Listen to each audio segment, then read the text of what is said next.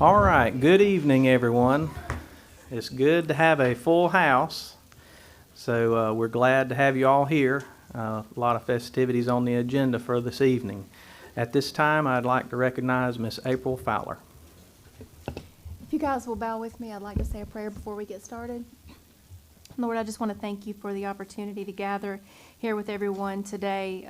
Lord, I just pray for your blessings upon each and every one of us. Lord, I thank you for what you're going to do here tonight, Lord, and I just pray that you'll intervene in all of our discussion and that you will lead and guide us as we go about our day. I thank you once again for the opportunity that we have to be here together tonight, and I just ask for your blessings in Jesus' name. Amen. If you would, stand with me for the Pledge of Allegiance.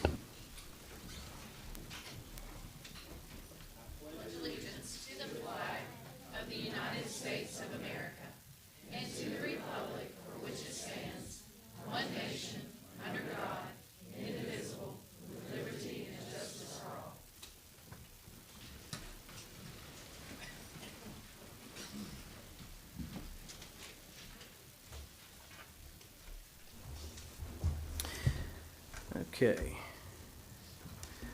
We'll call the meeting to order.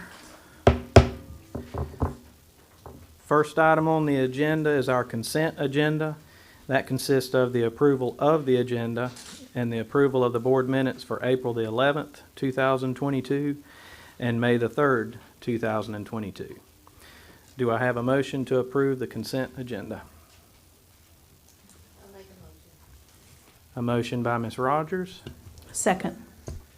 A second by Ms. Baker. Any discussion on the consent agenda? Seeing none, all those in favor say aye. Aye. Any opposed? Motion passes.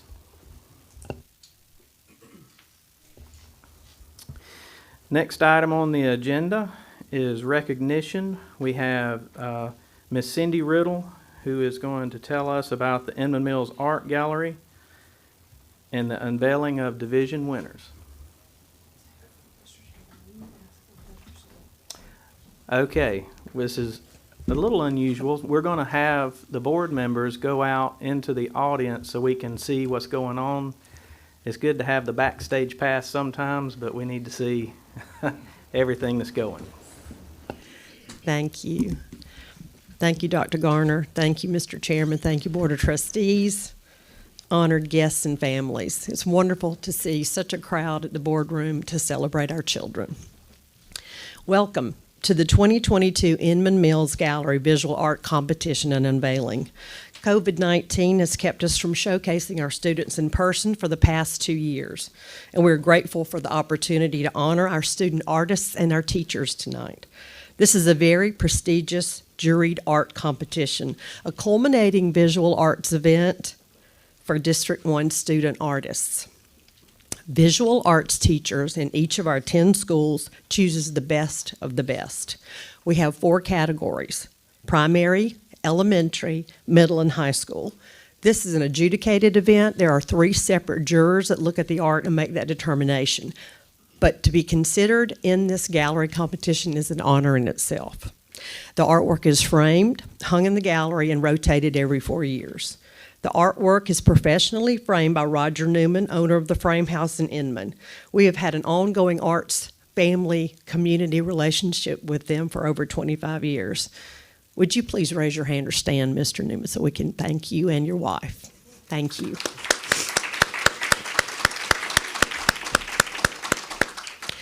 Under the leadership of Dr. Garner, the entry rules of this juried show have been continuously updated with additional criteria to include 3-dimensional artwork, photography, and multimedia. The placement of the Inman Mills Gallery outside of the boardroom at the district office is strategic as an indication of the importance of the arts in District 1 and the ongoing support of the School Board of Trustees. This exhibit is an artistic expression encouraged in our student-centered district and an example of the partnership that the Inman Mills extends to the public schools in Spartanburg County. Excuse me. A leader in innovative textile manufacturing in the United States, Inman Mills has been in continuous operation since 1902. Norman Chapman and Inman Mills have been recognized for their arts philanthropy numerous times, but COVID-19 prevented them from receiving a 2021 South Carolina Arts Education Arts Award.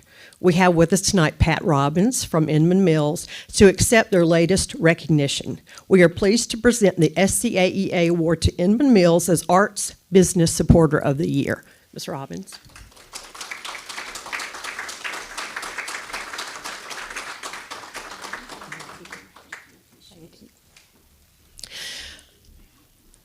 And we're going to have pictures and lots of stuff happening, so bear with us, please. Y'all be together on it.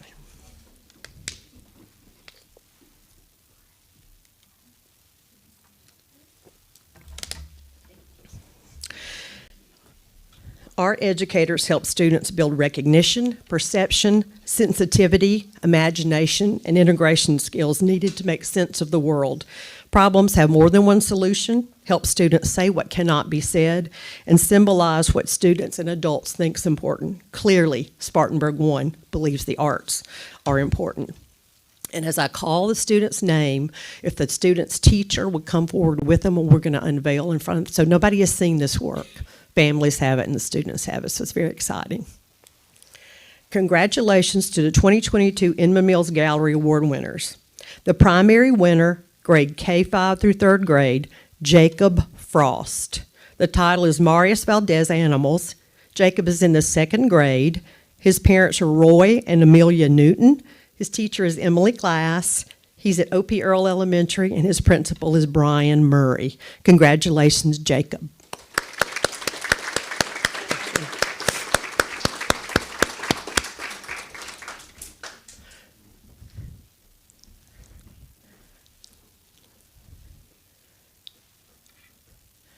You pull it.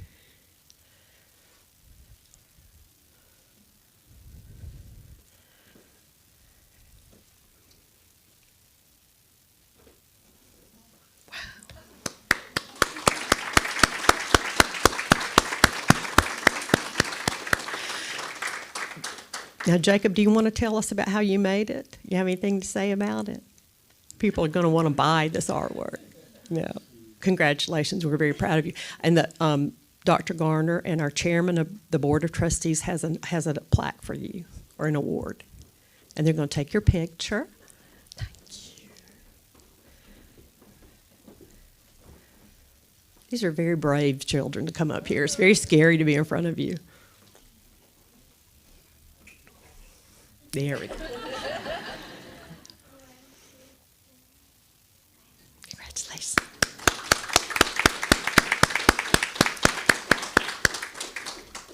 Thank you, Jacob. Our elementary category winner, grades 4 through 6, Lila Kelly. The title of her piece is called Twirly Swirly.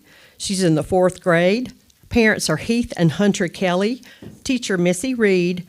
She attends Holly Springs Motlow Elementary School, and her principal is Erica Center.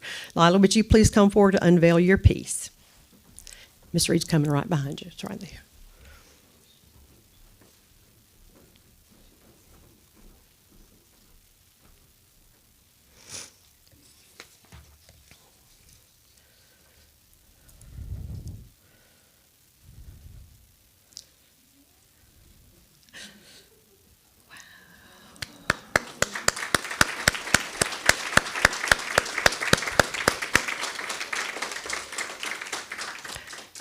Would you like to talk about how you made your basket? I just did it. I just made it, and I didn't even look even when it was time to make it more and put more seatbelts on it. And I just kept working on it and didn't look. And I just kept working. It's beautiful. Thank you. We have an award for you.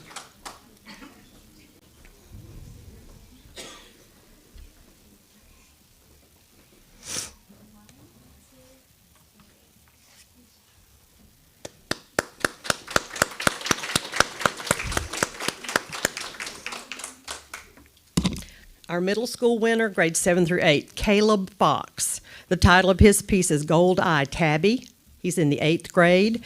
Parents are Erica and Kelly Fox. His teacher is Retta West. He attends Campobello Grambling School, Principal Jeremy Darby. Congratulations, Caleb.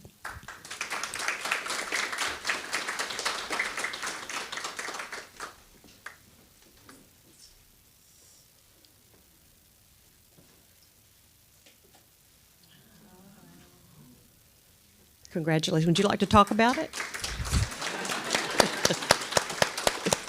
It's beautiful. Thank you. Okay, you're going to get a picture if you'll stand with Dr. Garner and Mr. Cawthorn.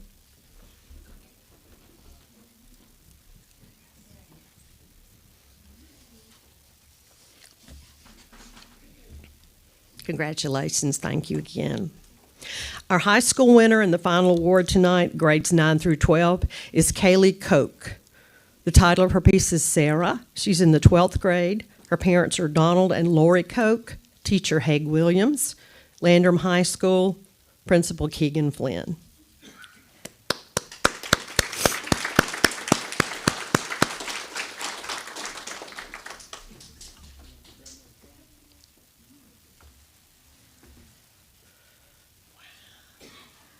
Everybody see? Well, congratulations. You want to talk about it a little bit? Well, she was supposed to come here tonight, and she was gonna wear what she was in. It's a skeleton hoodie. It's gonna be silly, but she's having it. But it's coming. Well, it's beautiful. Thank you. We appreciate it. We got an award for you.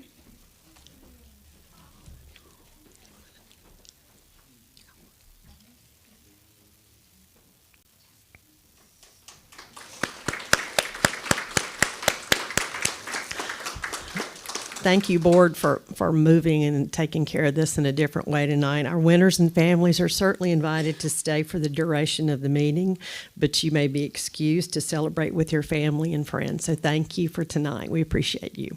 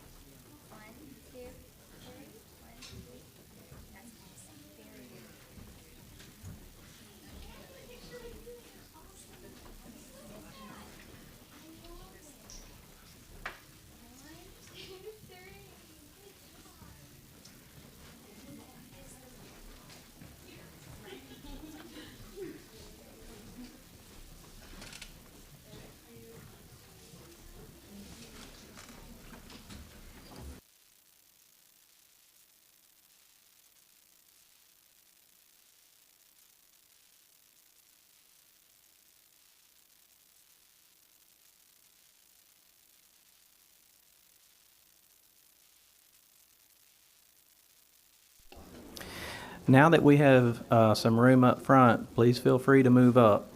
There's plenty of seats available.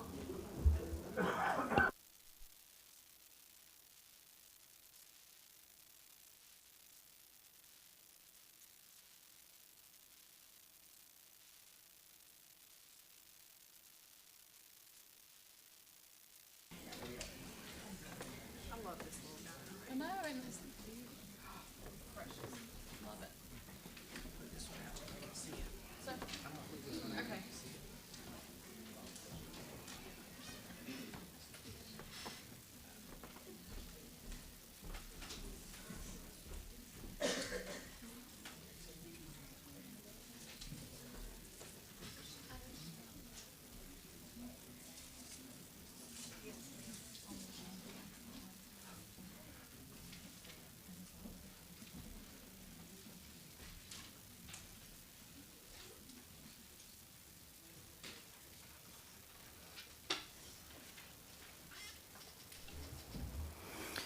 Okay. Just to follow up on that, it's just impressive to see the talent that we have, that these children have to express themselves through arts. It was interesting to see. You can tell how people have different ways of expressing themselves. To draw it out was probably super easy. Now, granted, they're standing in front of people, but to talk about it is much harder. So that's just, it's all the more impressive that they can do that, and they're still willing to get up and say a few words about their artwork. So I can draw stick figures. That's about it. Okay. I failed to mention at the beginning of the meeting, we do have a full set of board members here. We just have one that's calling in. Mr. Skinner is actually on the phone with us, so he is in attendance. All right, moving on to our next agenda item, we have staff recognition with Ms. Jody White.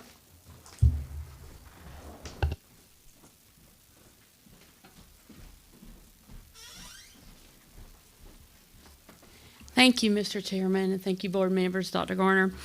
I am Jody Wright. I am the Early Childhood and Elementary Director here in Spartanburg 1, and that position also affords me the opportunity to do Title I and Title II.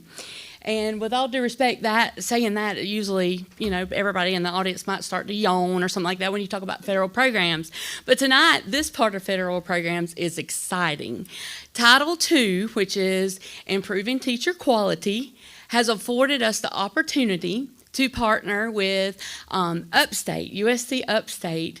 And it funds, it did fund 22 teachers to obtain their master's degree. So we got to have a round of applause for that just in itself. So that was something exciting that federal programs did for us, and we are so thankful for that partnership with USC Upstate. So tonight, we would love to take this time, and we appreciate you doing so, to recognize these teachers that were in our first cohort. We actually have another cohort going on right now, too, that haven't graduated yet, but these are our first graduates from our first cohort. So we're going to start tonight with Mrs. Molly Blackwell. So Miss Molly Blackwell, if you'll come forward.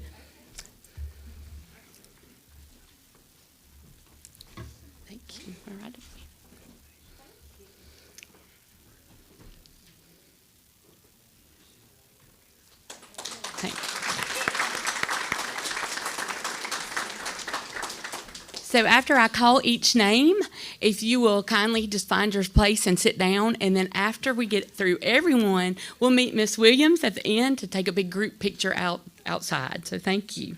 Next we have Miss Angela Bohan.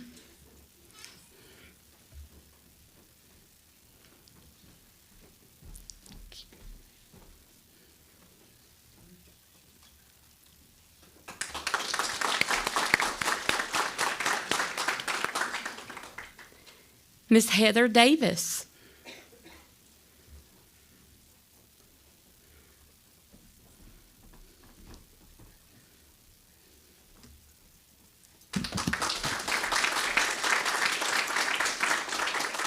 Miss Jessica Easler.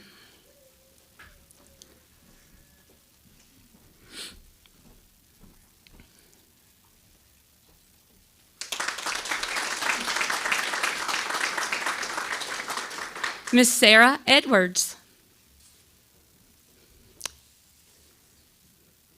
Miss Tiffany Jackson. There were a few that couldn't be here tonight, so I'm just calling their name just to make sure. Miss Sheila Lee.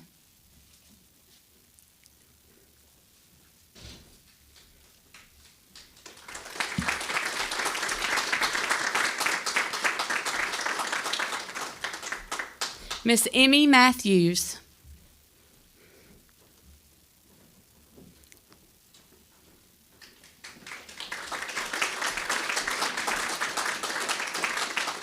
Miss Allison Moore.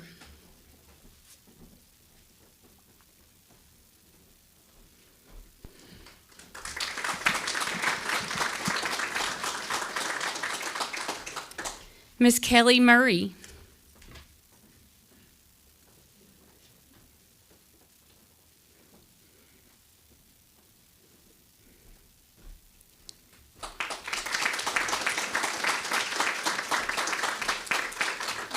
Miss Summer Parsons.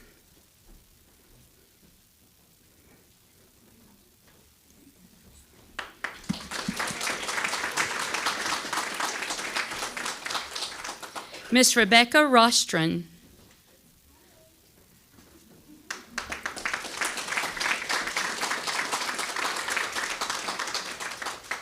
Miss Amy Smith.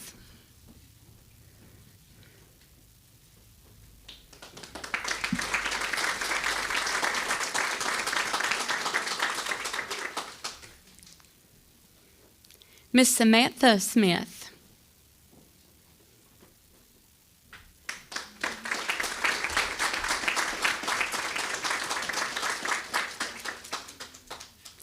Miss Kayla Steiner.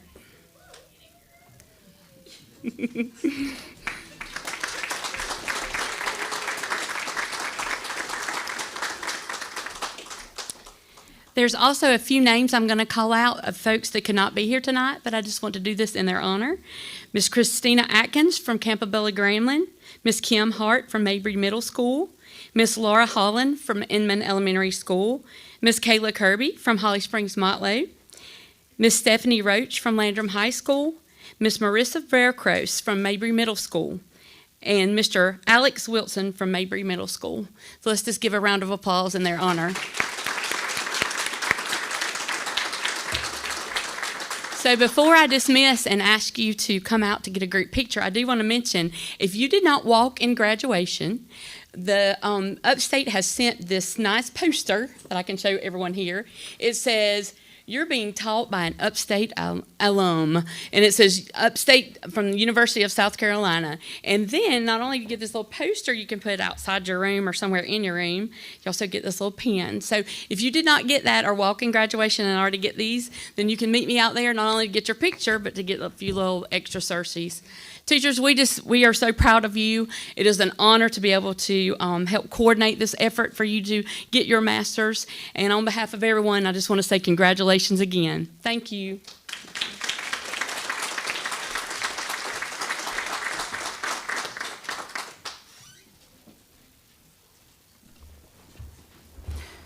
Okay. That concludes the recognition portion of our agenda tonight. We'll give everyone just a minute to get situated.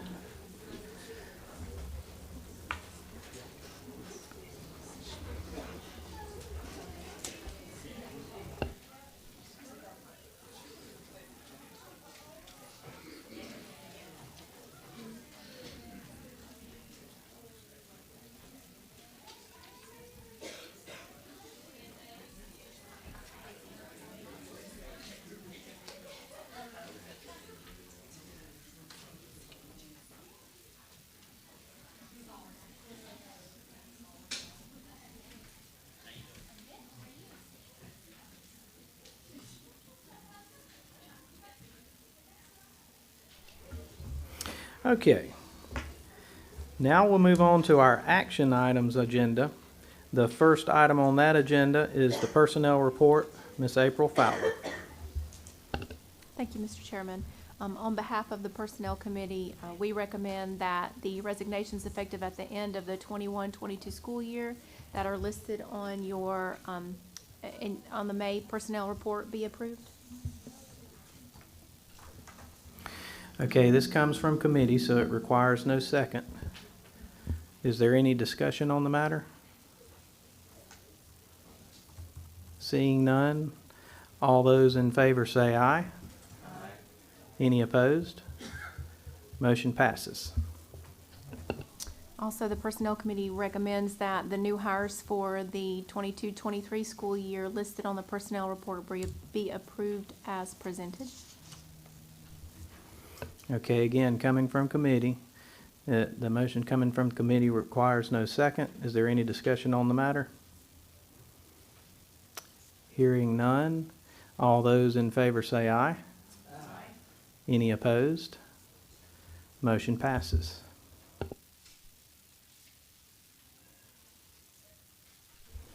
Okay. That concludes our personnel report. Now we move to the policy committee. Mr. Mark Rollins. Thank you, Mr. Chairman. Uh, On behalf of the Policy Committee, which is made up of Mrs. Ross, Mrs. Baker, and myself, we're not prepared for action this evening, but we would like to offer a report that we are actively working on policies, GBRI in particular, and it concerns the sick leave and personal leave. And we chose it as our first item of business to review and update if possible because of concerns raised during our work sessions with our Teachers of the Year. And so, like I said, we're not prepared for action this evening, but we are actively working with the policy and gathering information, which we'd like to thank the administration and staff for helping us with that information. And so hopefully we'll have a resolution soon.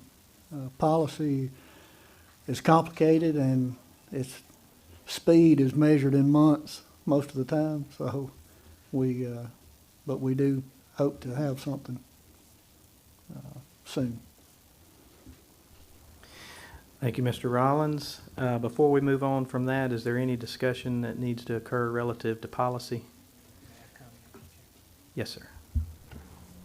I would just like to say, on behalf of our Teachers of the Year administration, Policy Committee has done some really good work on this policy, and I think we're really close to bringing you a finished product for consideration. But just thank you to the Policy Committee. We've had 2 pretty long meetings, but some very good work has come out of that, so thank you very much. Thank you, Dr. Garner. Okay, seeing no other discussion, we'll continue with the agenda. Next action item are the approval of overnight field trips. I think that's Dr. Mathis.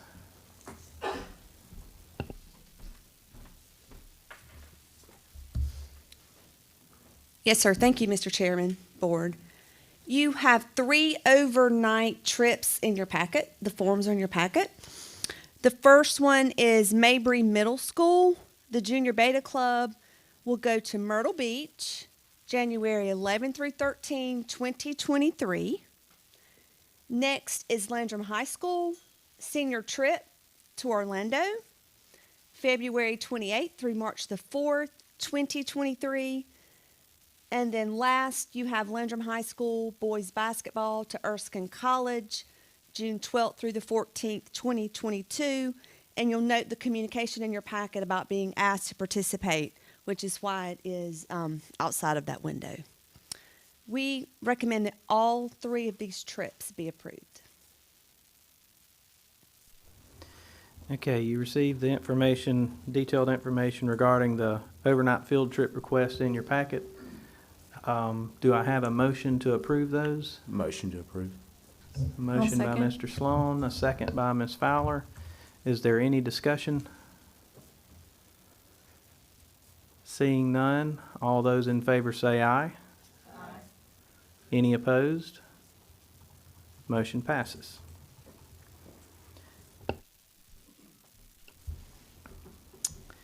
Next item on the agenda is the phone system and Wi-Fi upgrades discussion. Dr. Jimmy Pryor.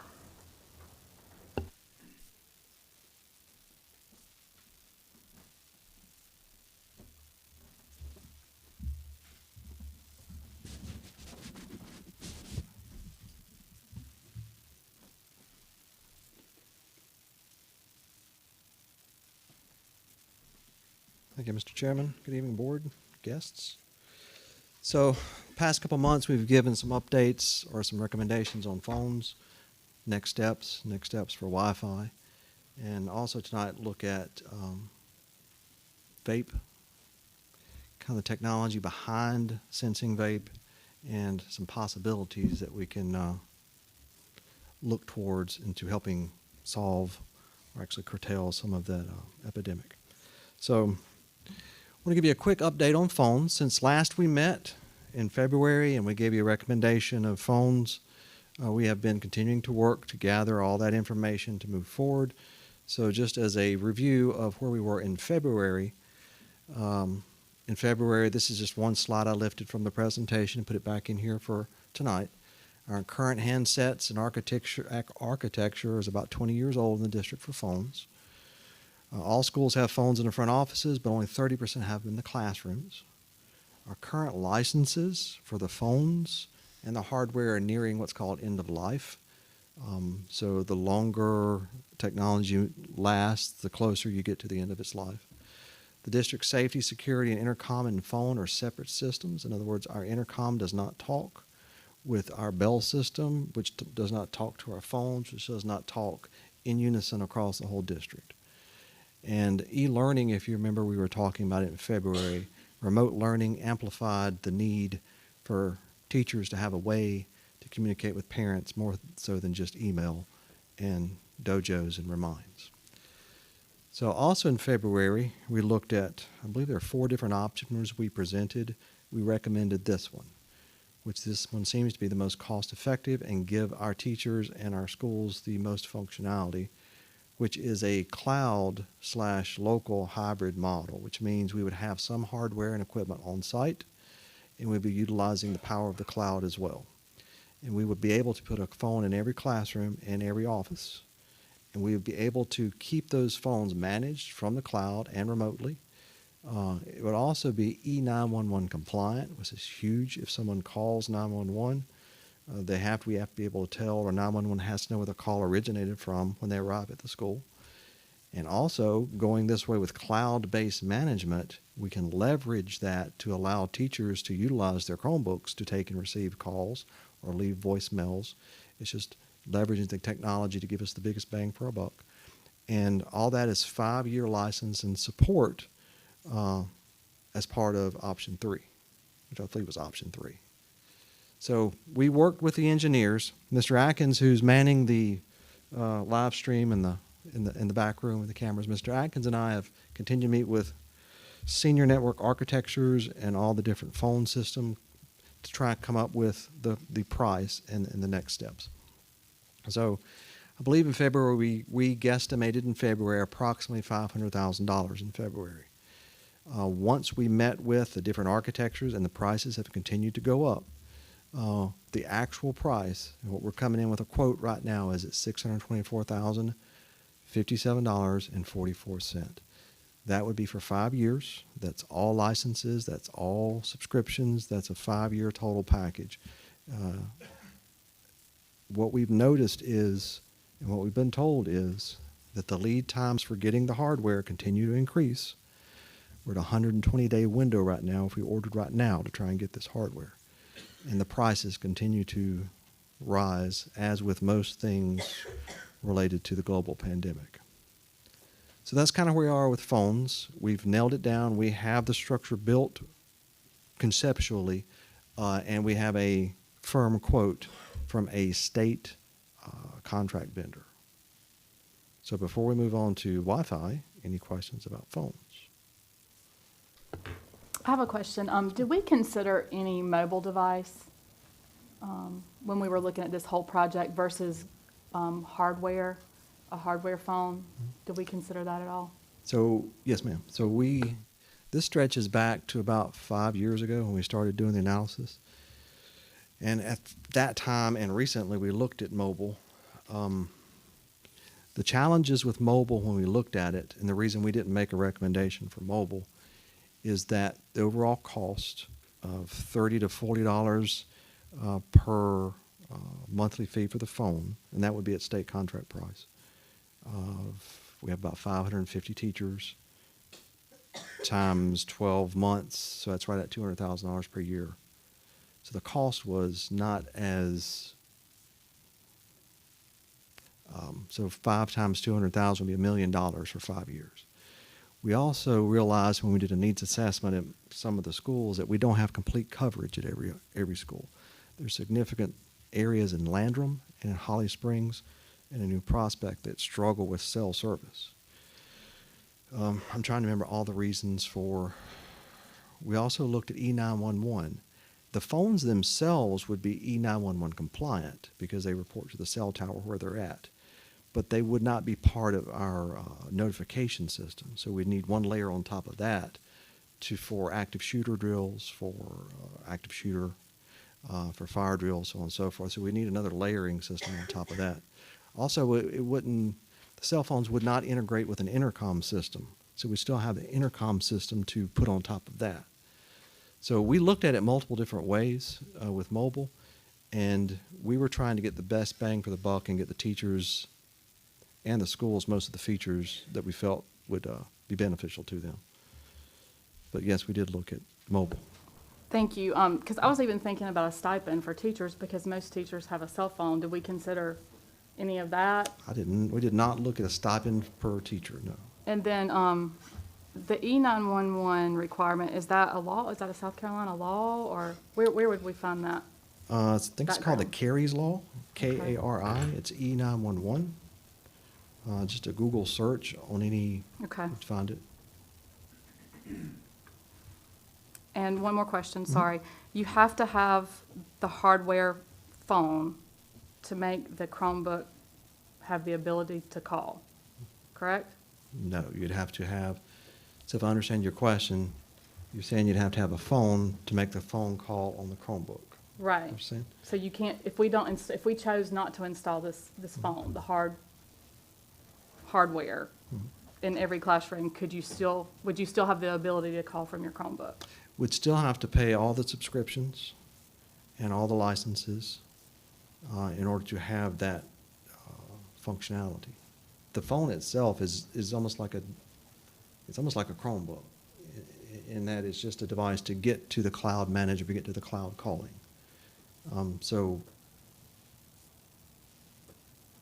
you don't have, in order to make a Chromebook functional so someone can call on it and have the ability to call out and in, you'd have to have the Cisco licensing or the phone company licensing for that to happen. So I don't think, I'm trying to run numbers in my head, I don't think you'd be saving any money because you still have to have the licenses. So the phones, you would still have to have the phones themselves because they're No, not we could- free, right?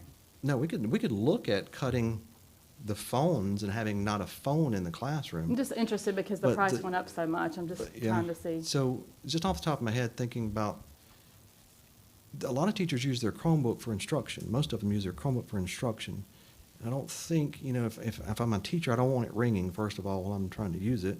I want to be able to manage that. So we still need some kind of system in the classroom where they can call and receive calls, even though it's not part of their Chromebook. And also so we can page them on that phone and not have their Chromebook.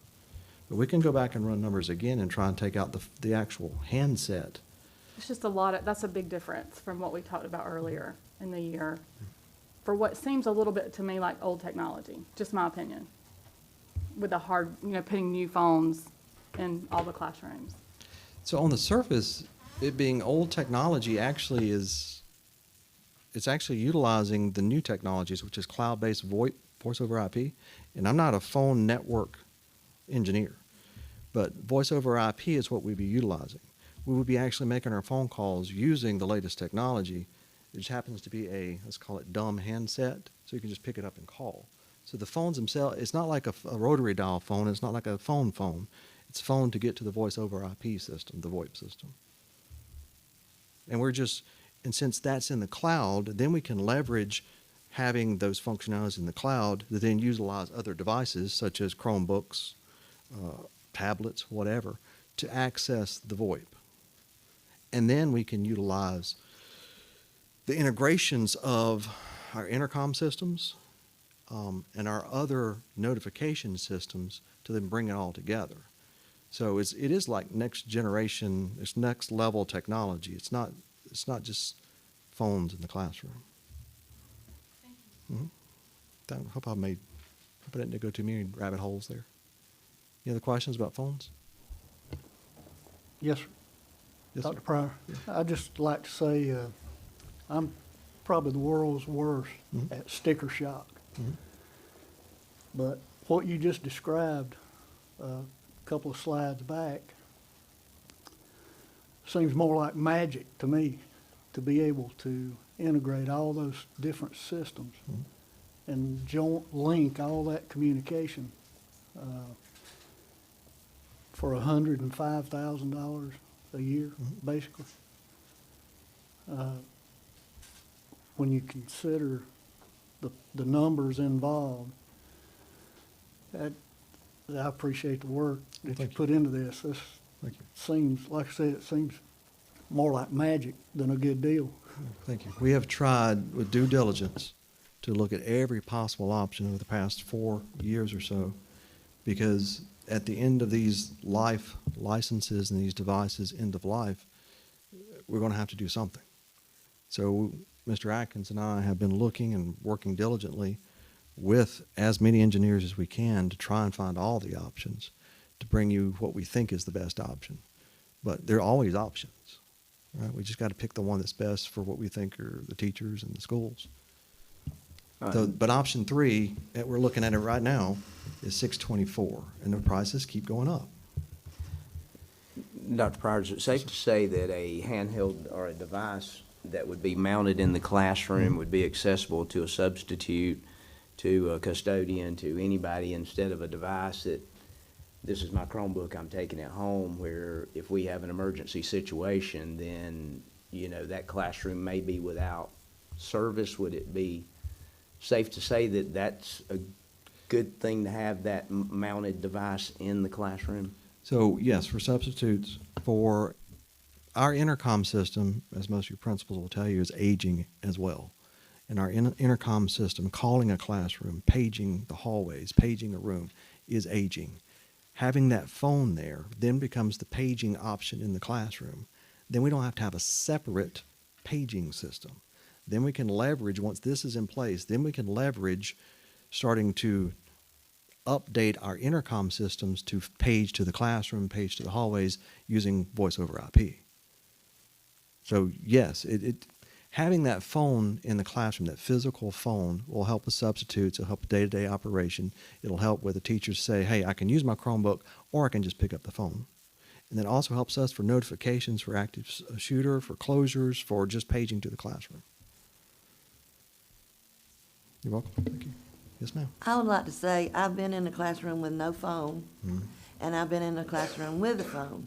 And with everything that's going on this day and time, I felt so much safer with the phone, because you could get help in an instant. I mean, if you had somebody sick or somebody got hurt, it's just, I think that's what we should do. Hi, Dr. Pryor. So just to clarify, the licenses, the equipment is provided in this number, correct? This is the whole kit and The caboodle, whole as kit they and say. caboodle. Now, Okay, so you that's can- installed Well, turnkey? we would actually do a lot of the labor in the district. But yes, it's all the hardware, it's all the licenses, all the subscriptions, 5-year price. And we can break it out by year and for leasing and that sort of thing. So we're leasing the equipment We're and, not doing anything right now. well, I'm asking, this would be leasing? But at the end of it, we would own the equipment. We would own the equipment, okay. And my thought is, what's the lifespan of this equipment? We got 20 years out of these phones. You'd still have, at the end of the 5-year subscription, you still have some subscriptions you have to pay for the cloud base and for the phone services and all that. But the equipment itself, we would own at the end of it. I don't know how long you would get. 20 years is kind of pushing it, I think, with phones, but I'm thinking about functionality, and as technology advances, just a good guess, how long do you think we would get out of these? my recommendation to us, you know, this is a 5-year plan. I think we would need to start looking at the next 5 years to continue the subscriptions. That would get us to 10 years. And then after 10 years, hopefully the technologies have changed. I know there's huge leaps happening in cellular with 5G. I know there's huge leaps happening in low Earth orbit out satellite communications. There's got to be something getting ready to change in the next 5 to 10 years. So I would say do it in 5-year increments and keep abreast of the technologies.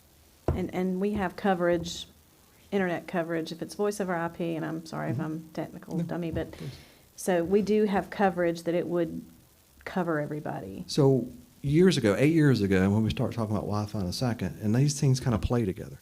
So 8 years ago, we made an investment in this district to cover every inch, every cobweb, every corner, every piece of carpet under Wi-Fi. There's Wi-Fi in this whole district.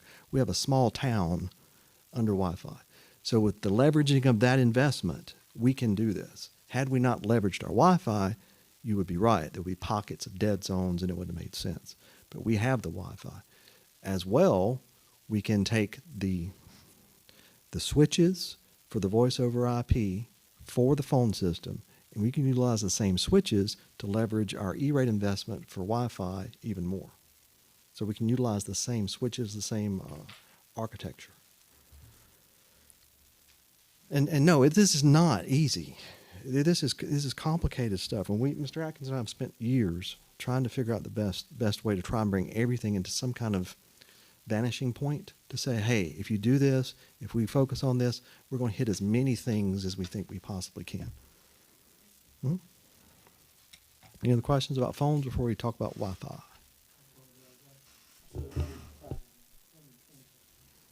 Wasn't going to disagree with you. Any questions about E-rate? Wi-Fi phones before we talk about Wi-Fi and E-rate. And Mr. Atkins, did I miss anything with phones or anything you'd like to add with phones? Okay. Right. And if you think of something, we can come back. So let's talk about Wi-Fi.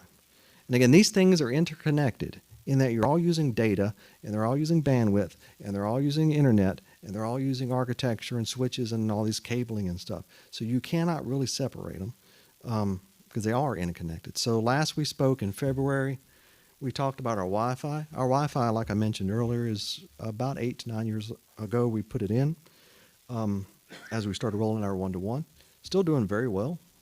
There's an access point in every classroom. There's 100% coverage across the whole, every school and across every school in the district. Our Wi-Fi is currently adequate. I would say at one point it was outstanding. Now it's adequate. We monitor it daily. Today with testing for SE Ready, we're monitoring bandwidth, we're monitoring usage, and everything is in the green for the most. Every now and then it'll spike up into the yellow, but it's adequate and doing well. But we do see more bandwidth demands every year as more devices are added and as more teachers do more things online. There's more and more of a strain on the Wi-Fi.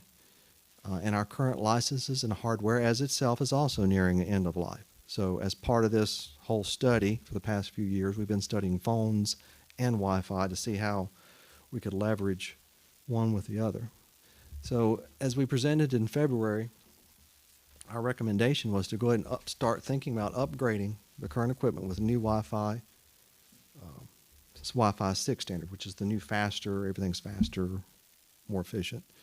And go ahead and go back with what we have, which is an access point in every classroom that says work very well, and have added redundancy in high traffic areas such as media centers, cafeterias, so on and so forth. And the big thing at the bottom was leverage E-rate funding. Wi-Fi upgrades and network upgrades are E-rate eligible right now. I can't promise that in 5 years, but right now it's eligible. So this brings the next slide. So since last we met, you tasked us with going off and coming up with a final number. So we have worked with other engineers and architects to look at replacing every Wi-Fi access point in the district with the new Wi-Fi 6 standard. So $988,373, but that's not what we pay. Since it's E-rate eligible, our commitment is $250,000. USAC would pay for the rest of it. So to keep the ball rolling, we went ahead and filed E-rate, which basically means here's this project we're thinking about. Here's our free and reduced lunch numbers. Here's our poverty numbers. Here's everything about the district. How much, federal government, will you commit to us? So that is under review right now from the USAC, and we're waiting for USAC what's called a commitment letter. Once they give us that commitment, then they're locked in to pay, and then we can say, we'll take it, we'll take the deal, or we won't take the deal. So that's under review, and everything's moving along smoothly. We've done a lot of different E-rate projects in the past. So we think the next step will be we will get that funding commitment letter from USAC that says, yes, we've reviewed your submission. We will commit to the following amount, which should leave us $250,000 out of the $988, about an 80% not reimbursement, they actually pay, and then we just pay the $250. So any questions about that? So for $250,000, you get a whole brand new Wi-Fi 6 system in every classroom in the district. Now that's a bargain. That is a bargain. And especially if we can leverage the same switches and the same cabling and the same network to pull off the phones. Any questions about Wi-Fi?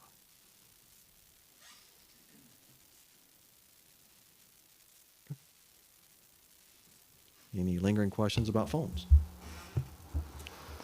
So in February, when Dr. Pryor presented, you guys approved the projects in principle, and we said we would bring back some, we'd keep working, we'd bring back some final numbers, and here we are. We're prepared to move forward if it is the wish of the board. And just one point of clarification, I am not recommending that we enter into any lease agreements. My recommendation would that we utilize fund balance money that we place in the fund balance this year to pay for these systems.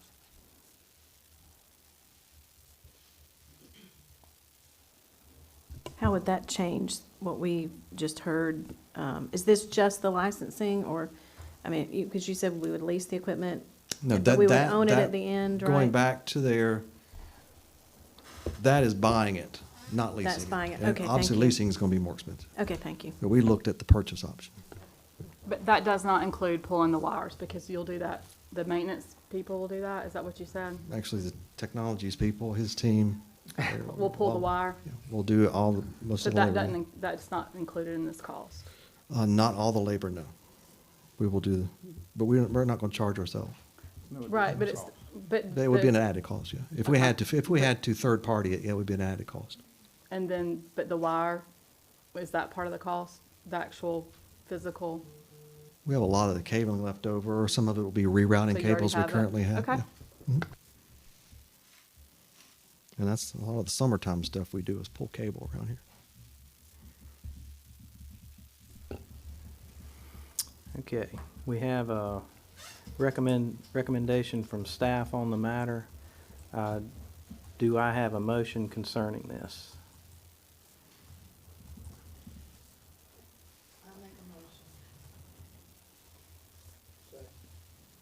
Okay, for clarification, the motion is to do what? To spend $624,057.44 on getting the phone system put in. Okay, And spending, I don't see the number on it, and spending the $250,000 for the Wi-Fi. okay. Got it? Yes. And Mr. Rollins, does your second still stand? Yes. Okay. We've got a motion and a second. Any further discussion? Just one further point of clarification, Dr. Pryor, you help me. On the Wi-Fi, the E-rate, we are at the mercy of E-rate in terms of timing. So we really don't know a time. We think that there's about a 120-day window possibly on some of the equipment for phone systems, so we still could be a ways out on the phone system, but the Wi-Fi is unknown. So we will continue to push that as quickly as we possibly can, and we will keep you updated. But I do not anticipate any changes to the Wi-Fi system by August. No. And I will reemphasize that because as we go to USAC and ask for these funds, we're not the only ones. So you have to wait in line and you have to make your case.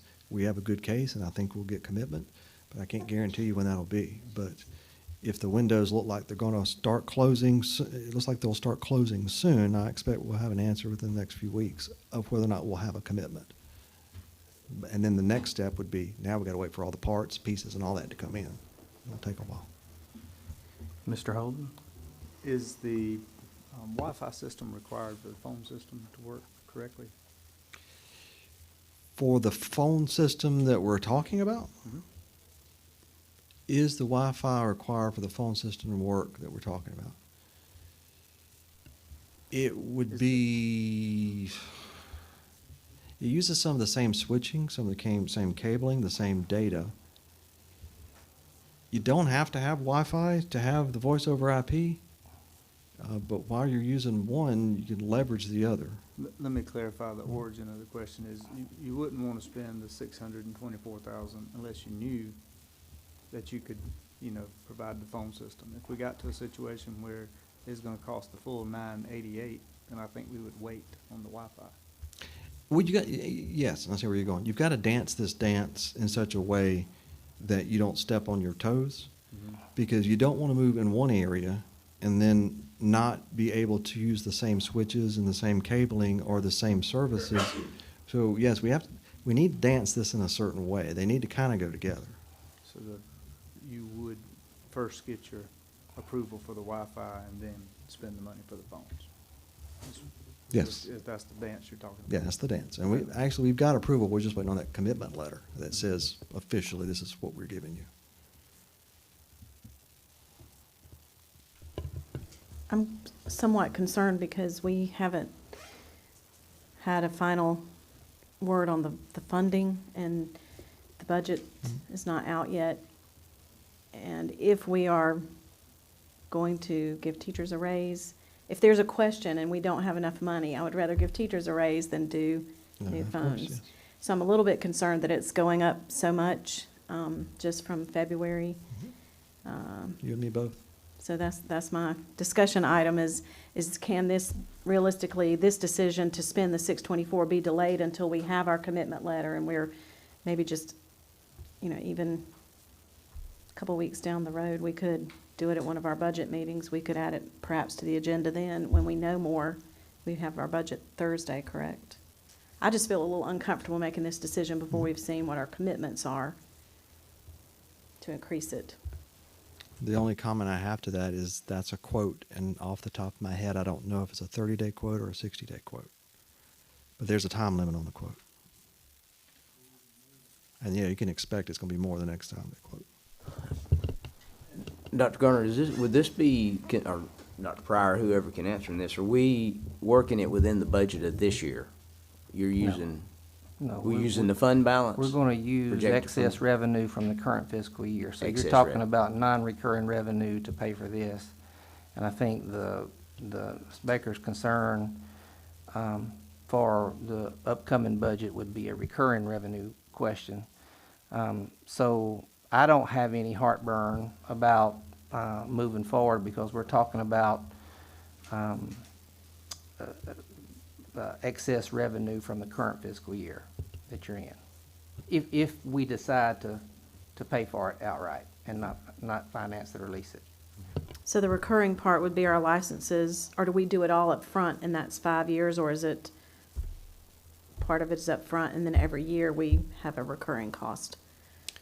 You could break it out over 5 years. I'm not but that's suggesting that, I'm that's the just total asking price. what our current project says we will do. Are we paying We- it all up front right Yes, now out of yes, this yes, revenue? yes. Okay, My thank you. recommendation is to pay for it. Okay, thank you. Now, the vendor has said if you'd like to break it up, you can. Of course, they always say that because they'll charge you money. Ms. Baker, correct me if I'm wrong, but we're talking about licensing, not necessarily you were asking about Right. license. Will we have a recurring license subscription annually is what? So we got that included in that number. We tried to make it as comprehensive as possible.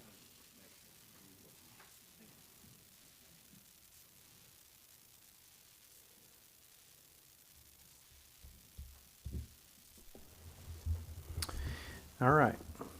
Any further discussion? Got a motion on the floor to fund both projects in the amounts presented. We have a second. Seeing no further discussion, we'll move with the vote. Okay? All those in favor say aye. Any opposed? Okay. Mr. Skinner, were you available for a vote? I don't think he's on there.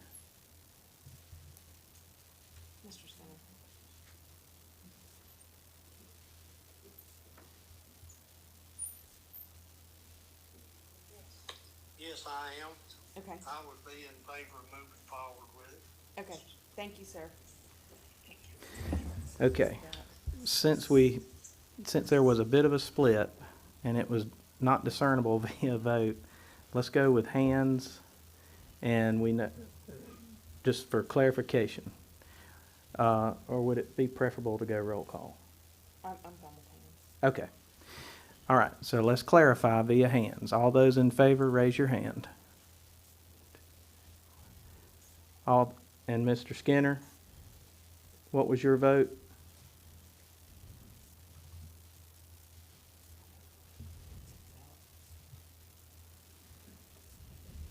Mr. Skinner, I have you down for moving forward with the project as presented. Is that correct? I'm voting in favor of moving forward with it. Thank you, sir. Okay. And any opposed? So we have, just to break a tie. So we have 5 to 3, so the motion would pass.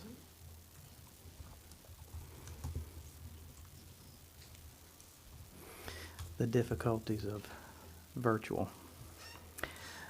Okay, so moving on to the next item, we have the vape detector system. Dr. Pryor is going to present on that as well. Yes. And just like the phones and Wi-Fi, there's always options. So bringing you this option, and I'm not going to get into the debate about vaping nor the health implications. I'm just going to bring to you some information about how you sense vaping. And then I believe Ms. Lauder is going to talk a little bit about actually the health component. So vape sensors, analysis recommendation. So we were tasked with getting some information about vaping, how you detect it, how much would it cost, so on and so forth. So we did a need assessment. And one thing to know, just from being an administrator at a school, that vaping is not like cigarette smoking. It doesn't leave that same signature smell in some cases, and other substances too.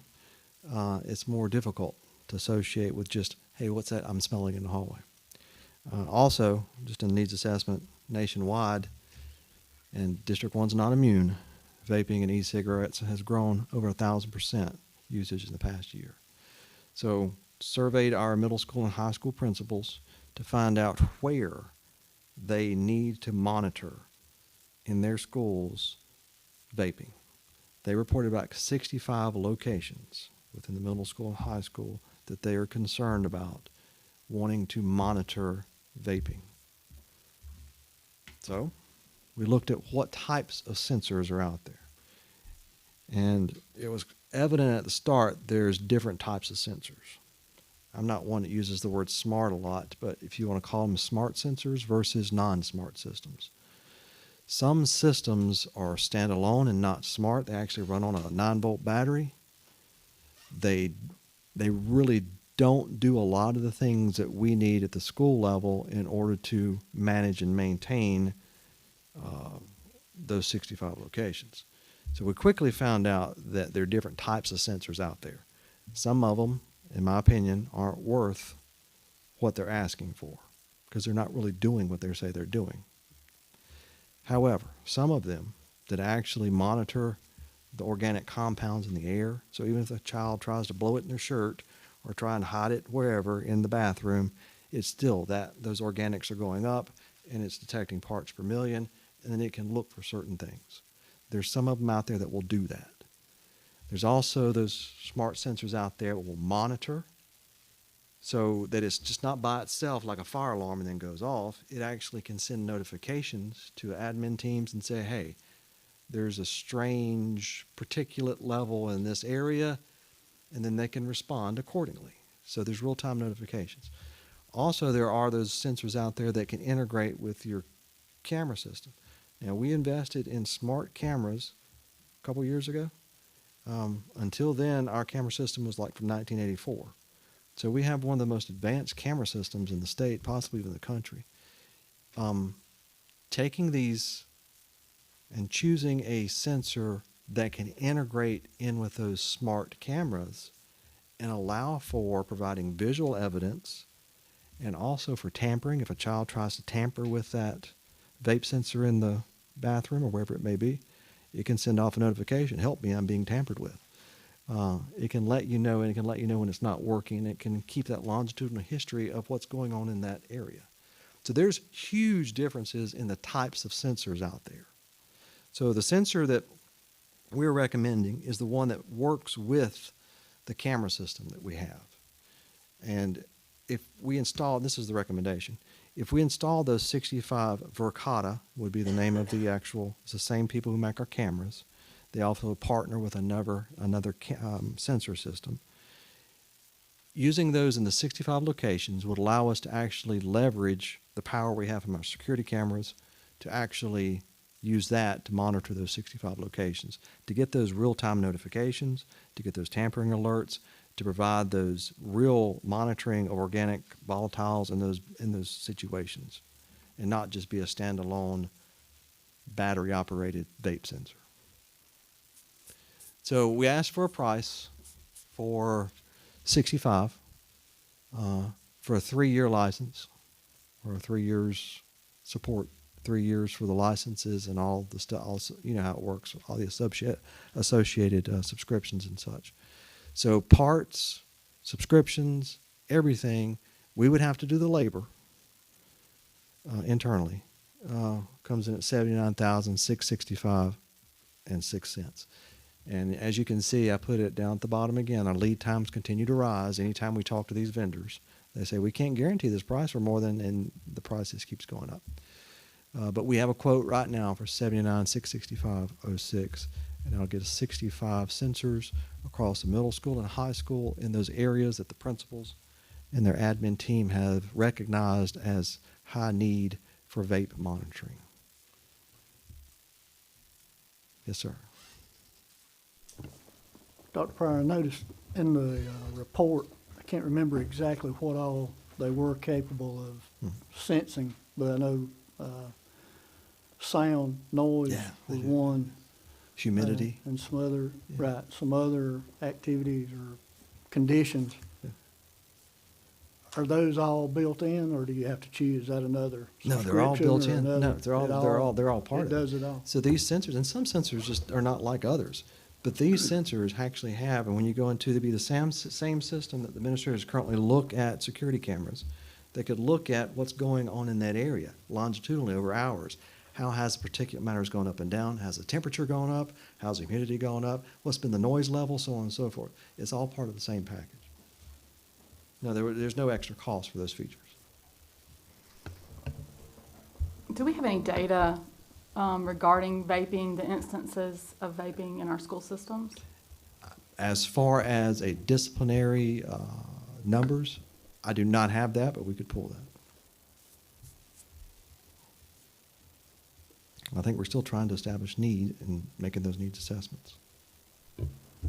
This quote says it expires April 15th. Is it still updated? Is it good? Well, they would honor, Okay. but yes, we're close to. I noticed on the back of the form, it says that additional sensor use on the campus would be for bullying and fighting, cleaning, server rooms, and food storage. Is that? Oh, they have other sensors that you can, Oh, like if in you want to. addition, so Yes, this if you want to. would not do all of that? No, we wouldn't. Okay. So they make sensors, for example, you can put into your freezers in the cafeteria so that if the temperature drops or goes above a certain level, it'll let you know that spoilage is occurring, things like that. That's not these sensors. Okay. These sensors are strictly for vaping and those associated vaping parameters that are listed there as far as your volatiles, your humidity, your noise, and so on and so forth. Can it tell you what they're vaping? It will indicate what the volatile compound is, whether it's nicotine, THC, what the part per million is. Okay, so Glycerols, organic, which would come off of the e-cigarettes, glycogen as well. So it so, would tell you the certain particulate matter. It's not going to tell you exactly what they were doing. That's for. yeah, but like if somebody passed out or something, you might have a good idea of what they had vaped. From the log, yes. So those logs would be there, the historical logs. Thanks. Thank you. I'm assuming the goal of doing this would be to reduce the number of instances that we have in our schools? I think this is not the only way to prevent or reduce the number of incidences. I think we have to have awareness. I think we need to look at educating kids to the dangers.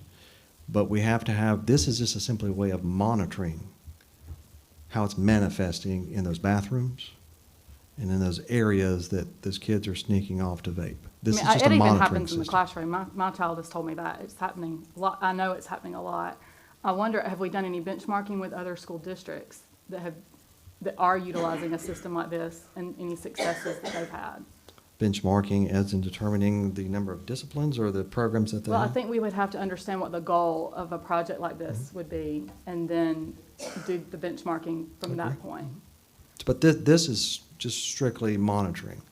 This wouldn't address any other parameters as far as awareness, health. This is just strictly monitoring. That's why I was trying to say at the beginning, these are just numbers as far as how to monitor bathrooms or those areas.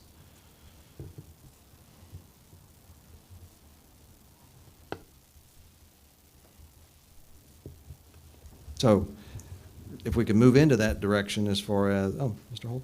I was just gonna clarify what I think Ms. Ross was saying, is that if you install this, would you expect the numbers to go down? And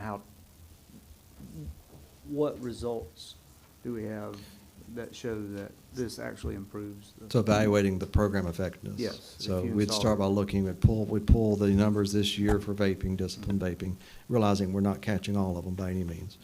And then next year, do the same thing, create a dashboard where we can look at maybe incidents over time and how that reflects with how many incidents we actually discovered because of the cameras.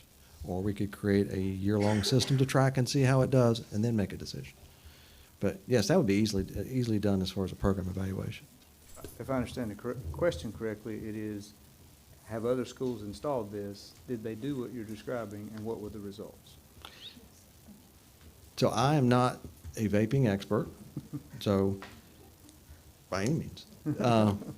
So I'm learning as much as y'all are as far as what vaping is and its impact on our kids and what the national epidemic is.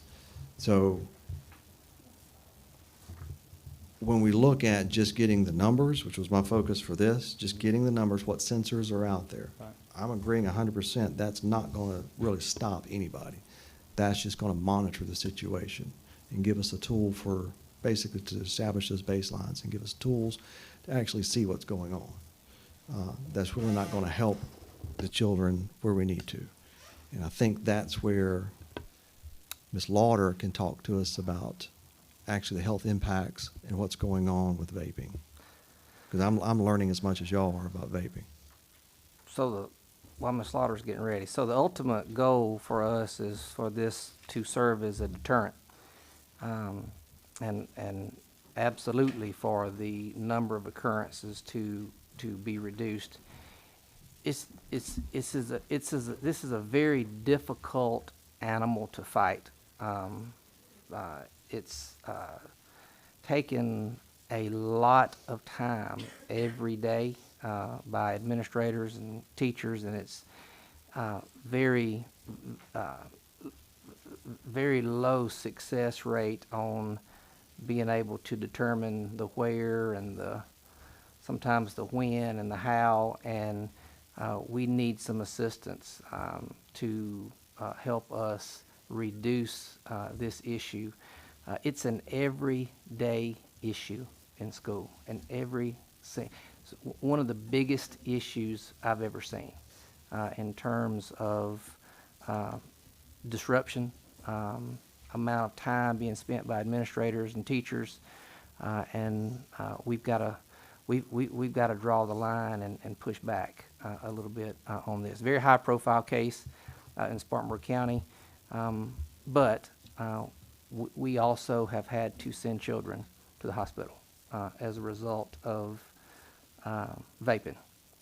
So it's a very, very big issue, very, very big concern that is taking a lot of time away from teaching and learning on a daily basis in our classrooms. I've asked Ms. Slaughter if she'd speak to some of the kind of health, health implications as it relates to. I have one question for Dr. Pryor, before we go over.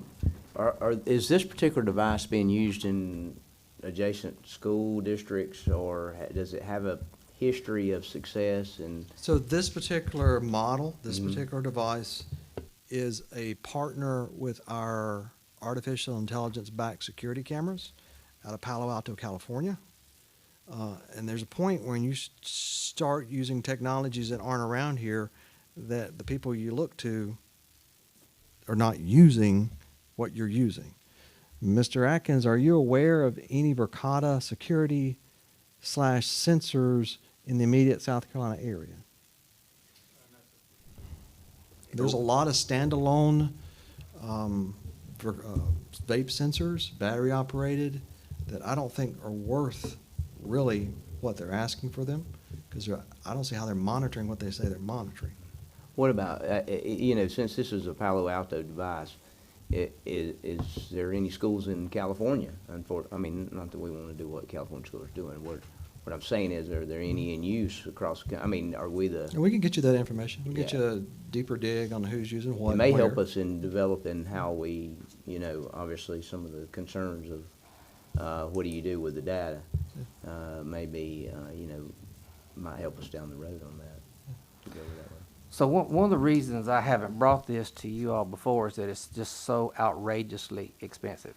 And so I'm not aware of any other Spartanburg County district that is currently doing this, but what was so attractive to us several months ago when this opportunity came about was that it integrated in with our security system that we just installed, a year and a half ago. So, and because of that, the pricing is such that it's much more affordable than some of the other systems that we have seen in other districts in South Carolina.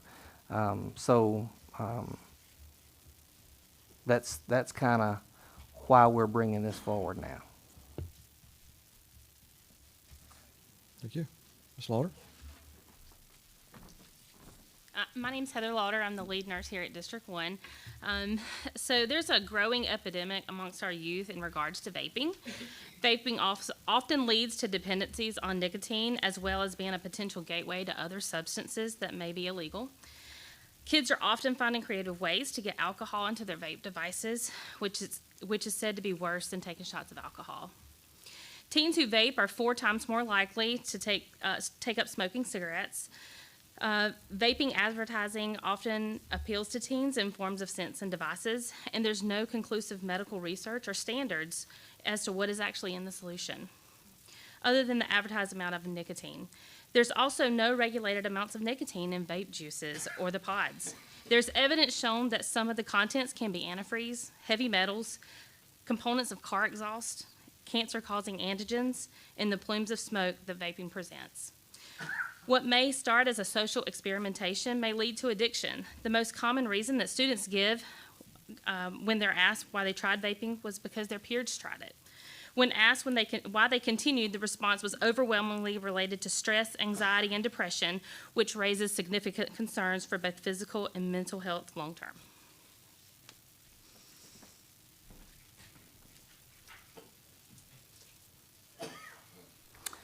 So I think the question about the data, we will certainly pull that data for you of incidents that we've dealt with.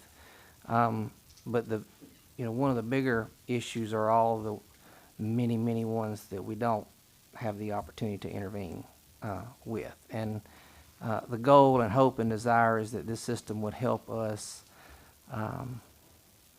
number one, deter the use of vaping and possibly prevent something very tragic from happening. Do we currently have an education system as part of the health courses or anything like that talks about the dangers of vaping? And, we had plenty of things like that when I was in school. The Scared Straight, you see some pictures and you're like, I don't think I'm going to do that. We don't take an educational approach as currently? That's not at this point. not at this point, outside of our regular health education piece, Dr. Beeson, if you want to speak to that, you can, but there's, I believe, in this particular area, there's plenty of room for growth and opportunity on the educational side, particularly for parents as well. And I would love to see if we have, you know, some schools that have implemented an education program, did that affect their numbers? I would like to see that, you know, if you know of neighboring districts that have done that piece of the pie, is it effective? Yes, and quite a number of districts, including a number of districts in Spartanburg County, are joining the class action lawsuit against Jewel, which I'm interested in as well, but I'm not at a point where I can bring you a recommendation. But large number of school districts in the state are doing that. And the reason I bring that up is a big part of that is the funding for the educational piece of it. Gotcha. Thank That's you. part of the settlement. Most of our educational materials is Baker Center around nicotine right now and nicotine use. Vaping is newer for us, and so currently the biggest thing that we have in place is a referral process for the Forrester Center, which is formerly SADAC, which allows for some additional layers of education for students that we identify as having a possible issue with that. Okay? Yes, ma'am.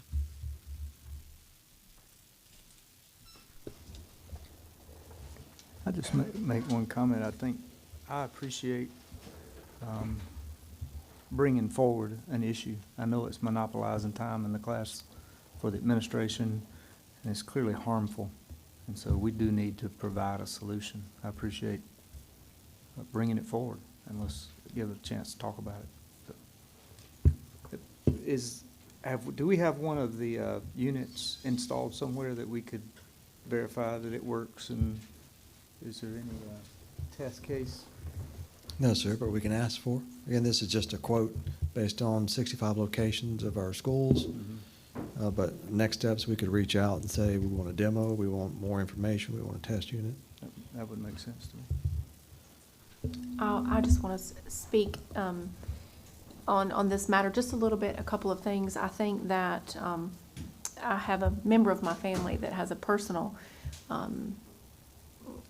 had a personal issue with vaping. It turned out as a social gathering and ended up being something more very quickly. Turned into something more serious, and just recently had to go through the nicotine patches to overcome that. And so I feel like a lot of our children are not educated to the severity of it, and I think a combination of bringing that education into the classroom, maybe along with some type of monitoring system, would be something we really do need to look at.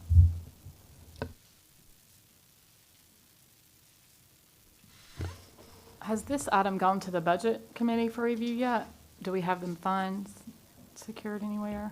My recommendation would be for us to place, upon your approval, place it in capital plan for next year.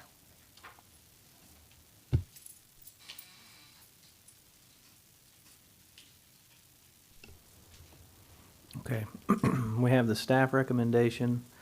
Do I have a motion on the matter?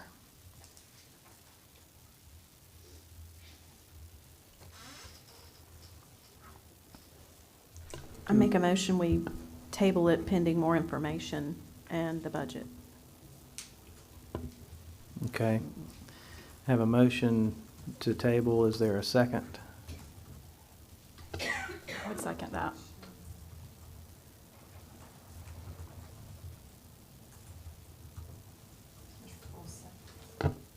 Ms. Ross seconded. Okay, we've got a motion and a second. Any discussion on the motion? What's the timeline? When do we need it so we can put it in the capital plan? I'm not under a timeline. It's,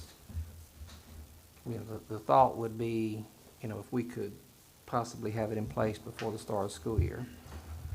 Could we go ahead and get a couple of them and try them out, see how they're working, and then we could approve it? Sure, we'll reach out to them tomorrow and see if we can get some test units and get some data.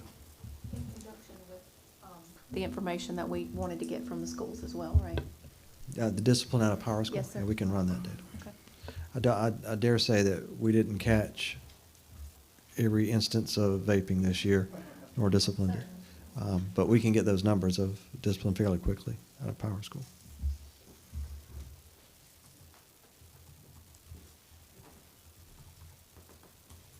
Okay. Any further discussion? Seeing none, we'll move forward with the vote. All those in favor, say aye. All those opposed, by the same sign. Okay, it's close enough where I'm gonna have to call for hands and check, Mr. Skinner too.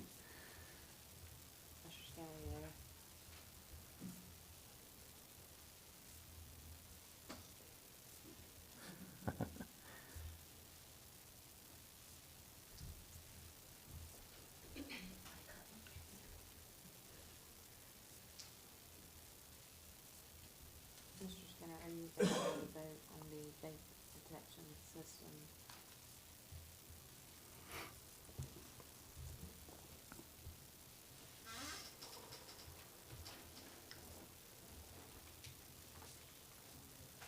Is it gone?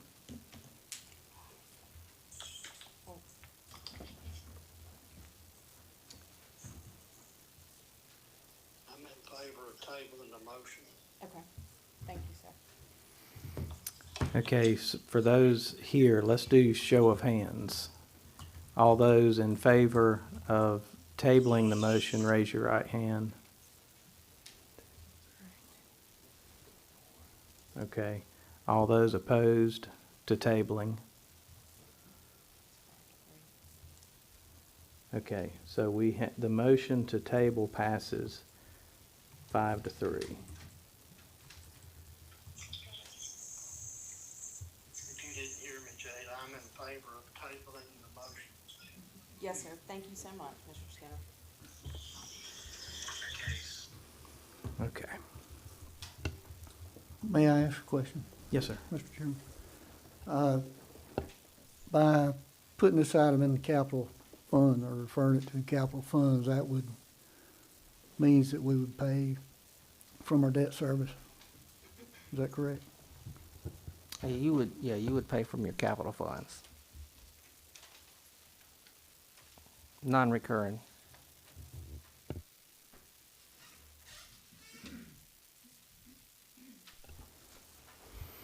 Okay, thank you, Dr. Pryor. We will move on to the next item on the agenda.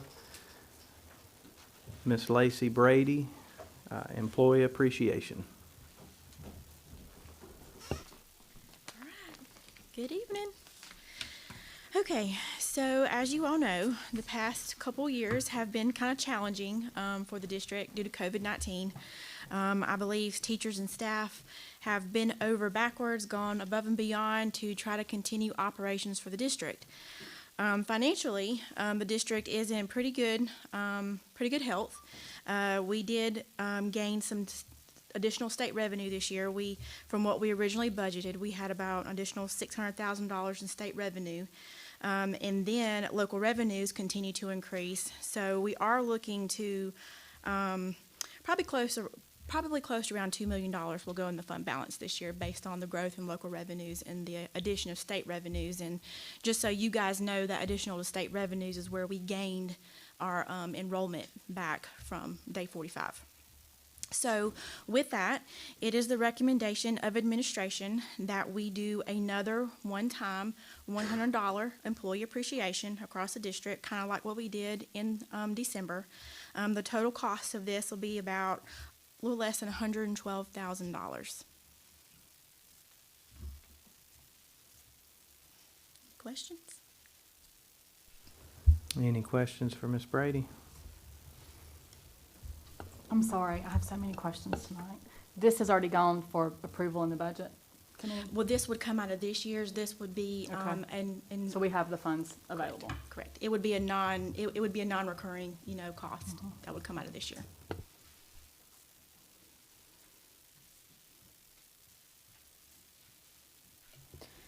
I have a question.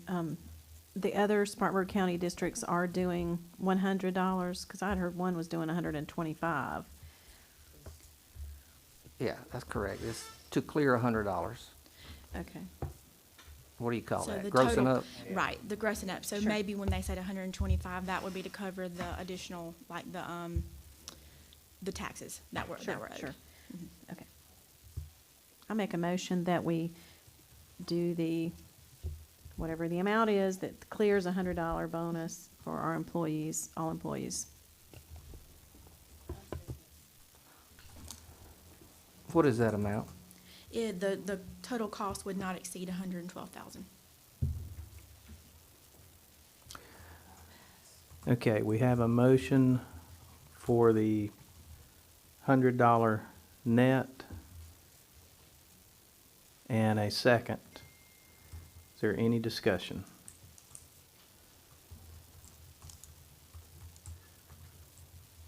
All right. All those in favor say aye. Any opposed? Motion passes. That's much easier. All right, thank you, Ms. Brady. Well, that brings us to the conclusion of our action item agenda. Next, we'll move into reports. Mr. Travis Sloan will give us an update on the Finance Committee. Thank you, Mr. Chairman. Our Finance Committee has not met since the last meeting due to all the other meetings that I know of.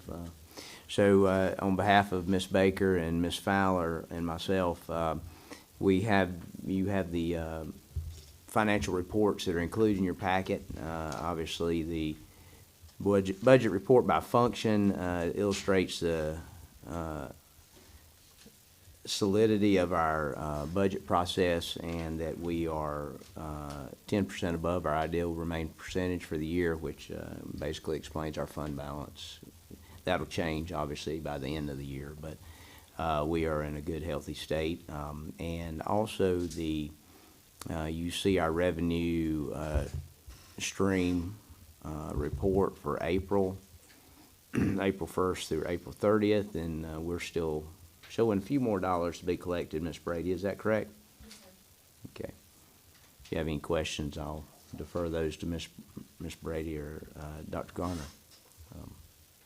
And I know we were in, Dr. Garner, do you have any updates on the budget?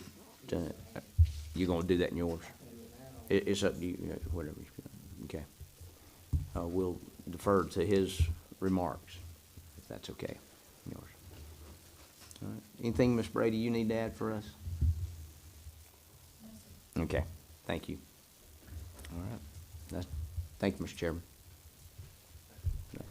Dr. Garner? All right, thank you. I'm gonna, just one quick update as it relates to the budget. The budget is still sitting in the House, was sent from the Senate back to the House. And you know, you received a legislative update on Friday. You also received another one today. I hope you've had a chance to read that. But the House is expected to take it up later this week. But the expectation is that the House will non-concur with the Senate version, which means that, as you all know, that will result in a conference committee, which is made up of 3 House members and also 3 Senate members. But there is growing concern that even the conference committee cannot work out the $1 billion difference between the 2 versions, most of which has nothing to do with education. It all has to do with the tax rebate, or the income tax rebate. So the big difference between the House and the Senate in terms of the $1 billion difference. So with that said, it looks like the House may end up having to extend their session by a few days, possibly, and Senate by a few days, possibly, and then potential preparations for a continuing resolution in the event that they do not compromise on what it's going to end up being. So we plan on bringing you a Senate version of the budget on Thursday evening. Lacey has received some of those final numbers, and she is working vigorously to bring you that on Thursday evening, and hopefully have you a first reading based upon the Senate version. But again, I think we have to be prepared to take a couple of different avenues if that's what happens. But the Senate version, I will go ahead and tell you that the Senate, the projections from the department based on the Senate version are trending better, you know, than what we thought in terms of state revenue. But again, I don't want to I don't want to set up the wrong expectation. We'll just let Lacey continue to work this week, and what she brings us on Thursday will be as close as we can get it at this point. So I would entertain any thoughts or questions about that from the budget perspective. The rest of the legislative update is pretty straightforward.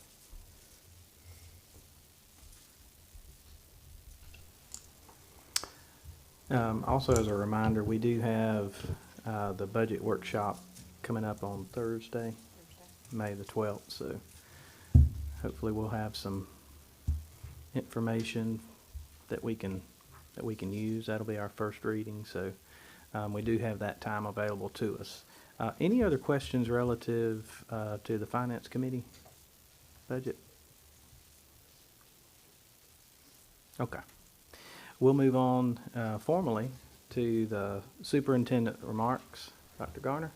Mr. Chairman, that was it. That was my remarks. Okay. The only thing I would add would be Ms. Testnier will be organizing a caravan to carry you between the two graduations. I know some of you have different family and immediate family graduating, and so you will not be able to participate in both of those, but we would love for you to join us. We usually carry a couple of vans, and we get you right up to the front door and to a seating area, and pretty streamlined process. So Ms. Testnier will be getting that email out to you in the coming days. If you can participate, we would love to have you. Well, Yes, sir, I'll Mr. make a Robbins. comment during his remarks. I'd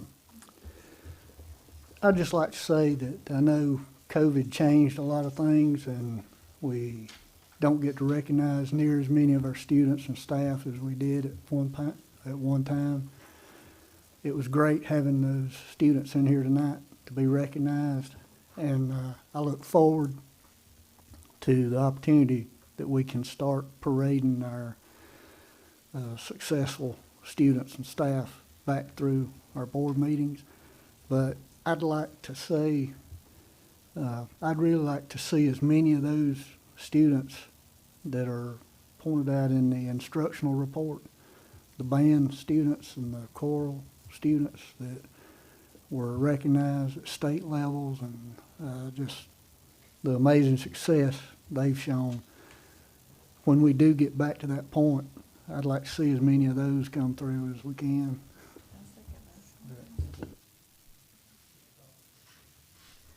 No, I agree. It's always good to have those recognitions. I know it's good for them, but it's good for us too. Okay. All right. Moving on to the last item on our agenda, we have the public participation portion. Yes, sir. Would you like a break? Okay. Okay, hang on. Can I get a motion for a 5-minute break? I motion for a 5-minute break. A second. All those in favor say aye. Aye. Any opposed? Okay, we'll take a 5-minute break, and then we'll be right back.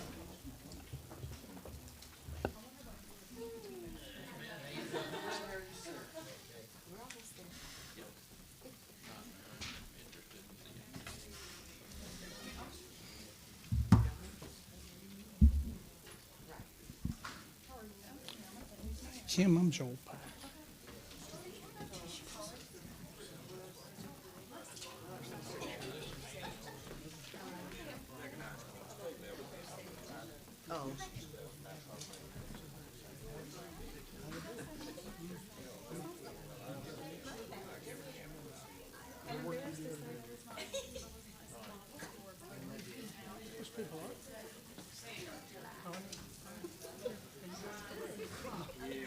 And then one day you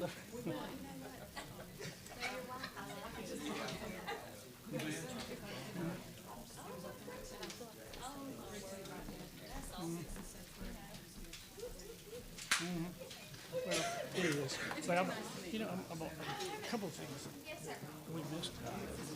Was what Dr. Garner said about administrators and time on the baby.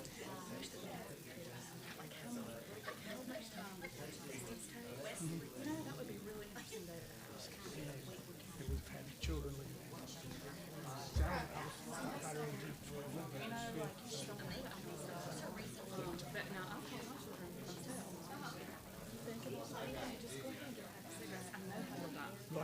I know how you're gonna die.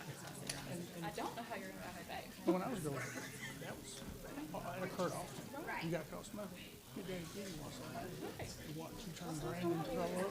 If you want to smoke, please don't. But after that, you usually would. You throw up, and you just go to bed and say, oh, I've been fortunate. I don't quit doing it. Right. Well, it's so nice to meet you. It's nice to meet you, and hey girl,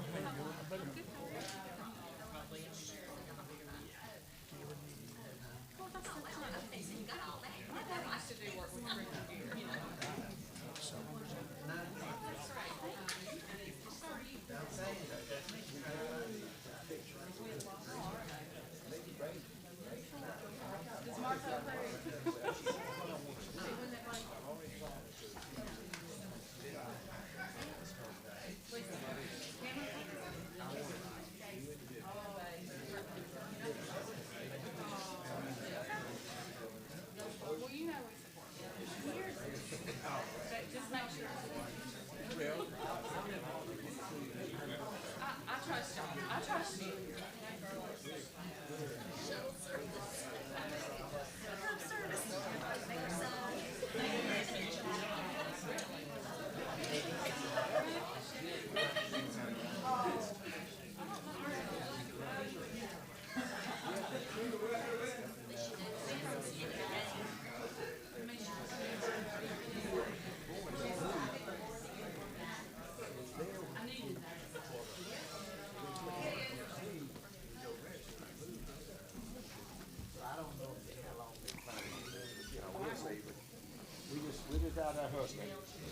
Well, it's good to see you. Nick said he enjoyed that. it's okay. I'm just settling in. Well, thank you for letting me come. So, what did your daddy do?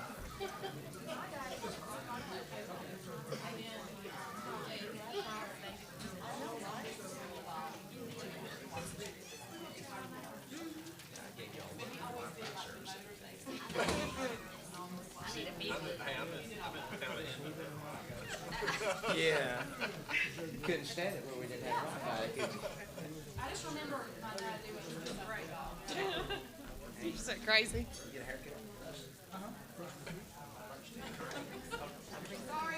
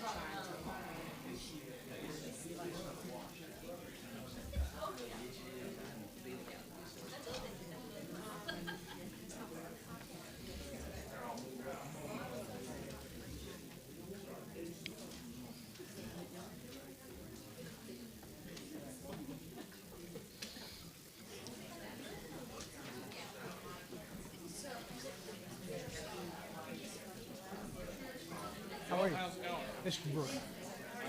Great. Great. Fun.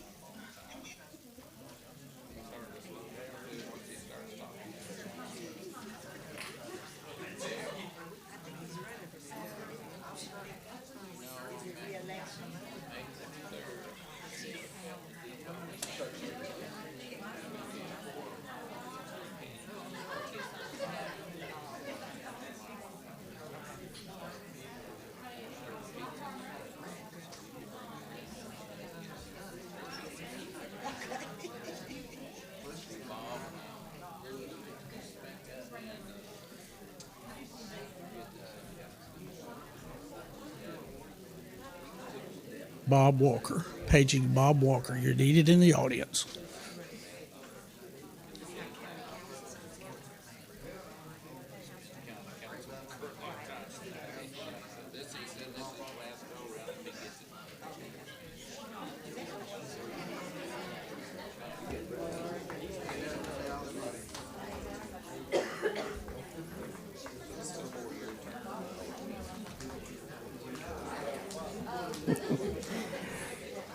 All right. We're going to come back in session. I think we've had our 5 minutes. Mr. Pack is patiently waiting at the podium. I do take it personal, Mr. Chairman. Hang on. Like Mr. Holden felt before I spoke, he needed to go to the bathroom. He Let me- didn't know that let you me had to be read held my- to 5 minutes. Yeah, yes, sir. Let me read my diatribe that I have to read sir, before please. public participation. As public participation, you have 5 minutes to speak. As a point of information, the board are without authority to act independently as individuals in official matters. Thus, questions may be directed to the board, but answers must be deferred to pending consideration by the entire board or administrative resolution. The board therefore vests in the chair, presiding officer of the board, the prerogative to determine whether or not a given speaker is acting within the provisions of this policy, and full authority to terminate the remarks of any person when such remarks have as their objective to attack any person associated with the school system. The board chair shall render the final decision on questions of procedure. You may offer objective comments on school operations and programs that concern them. The board will not permit in public session any expression of personal complaints or attack about the district and school or personnel or staff against any person connected with the school system. Profane language is not acceptable at any time. Your 5 minutes begin now. Thank you, sir. Dr. Garner, Mr. Chairman, members of the board, thank you for letting me share a few things that keep me awake at night. Still, many teachers, parents, and taxpayers wish to have the question answered. Did a group of new, duly elected school board members visit a local charter school, and why? In the spirit of transparency that you tout, I would like for you to clear the air by simply answering the question. You can't do that, as the chairman just pointed out right now, but I'd love to have that response in writing. You may comment, but we've met with the teachers, and no one has brought it up. Well, that's a little scary. I believe that many District 1 employees think they're working in a hostile environment, and they're afraid of you based on the tactics that were used during the campaign, in which many have expressed they thought were militant, win at all cost, even if it means lying, bending the truth, which my grandmother said was still a lie, and even giving up your Christian witness. Am I correct in my assumptions about morale? We'll know more tomorrow when contracts are due. Historically, District 1 has had the lowest turnover of any district in Spartanburg. Teachers, administrators, and others are not feeling the love.